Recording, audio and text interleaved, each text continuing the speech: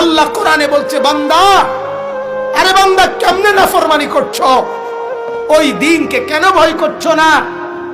আমার হাসরের দিন, যেদিন হাসরের দিনের বিভীষিকা দেখে এক ছোট্ট বাচ্চা পর্যন্ত টেনশনে এই দাঁড়ানোতেই সে বুড়ো হয়ে যাবে, এরকম অবস্থা হবে। যে মুহতিঈনা মুকনিঈ রুউসিহিম, যেদিন মাথা নিচের দিকে নুয়ে রাখবে, লা ইয়ারতাদ্দু ইলাইহি তারফুহুম, একবারের জন্য চোখ ও মাথা আলগি দিয়া কি হইতেছে চতুর্দিকে মাথা আলগি দিয়া যে কতদূর চাইব, এই সাহসটাও হাসরের ময়দানে হবে না। অতএব বাপ, আমি এটাই বুঝাইলাম। আল্লাহ তাআলা বললেন, বান্দা, দুনিয়া খেলনা। দুনিয়া কি?